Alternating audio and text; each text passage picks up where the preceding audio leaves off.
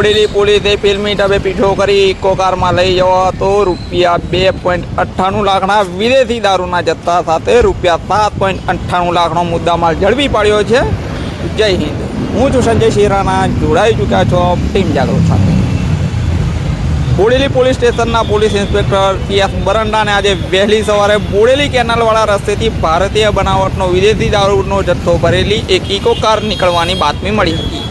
જે મળેલ બાતમીના આધારે તેઓએ તેમના surveillance staff police sub inspector KM રાઠોડને ઇકો ગાડી પકડવાની સૂચના આપી હતી। Police sub inspector KM Rathod police inspector PS બરંડાની સૂચના અને માર્ગદર્શન હેઠળ તેમના સાથી પોલીસ કર્મચારીઓ ASI Dineshbhai Bachubhai, head constable Harendrasinh, Vijaybhai તથા અર્જુનભાઈ અને પોલીસ કોન્સ્ટેબલ કિશનભાઈને સાથે રાખી બોડેલી પોલીસ સ્ટેશન વિસ્તારમાં ત્યાં મોરખલા આઉટપોસ્ટ પોલીસ સ્ટેશનના બમકોઈ ગામે નર્મદા કેનાલ પાસેથી પસાર થતી મુખ્ય કેનાલ પર વહેલી સવારથી જ વોચમાં હતા।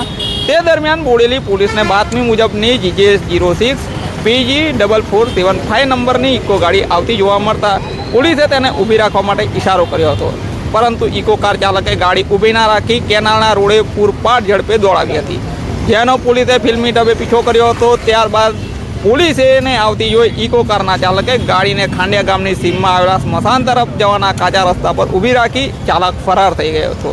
પોલીસે ઊભેલી ઇકો કારમાં તપાસ કરતા ગાડીમાંથી વિવિધ બ્રાન્ડના માર્કાવાળા ભારતીય બનાવટના વિદેશી દારૂની બોટલોની પેટીઓ તેમજ બિયરની ટીમ મળી 2,98,000ની કિંમતનો જથ્થો મળી આવ્યો હતો, જેથી પોલીસે ઇકો કારને ક્રેનની મદદથી બોડેલી પોલીસ સ્ટેશન ખાતે લાવ્યા હતા। ભારતીય બનાવટના વિદેશી દારૂના ₹5 લાખની એવો કાર કુલ મળી 7,98,608નો મુદ્દામાલ જપ્ત કરી કાર મૂકી ફરાર થઈ ગયેલા અજાણ્યા ઈસમ સાહેબે પ્રોહિબિશનનો એક્ટ મુજબ ગુનો નોંધી પકડી લાવવાના ચક્રો ગતિમાન કર્યા હોવાનું જાણવા મળી રહ્યું છે।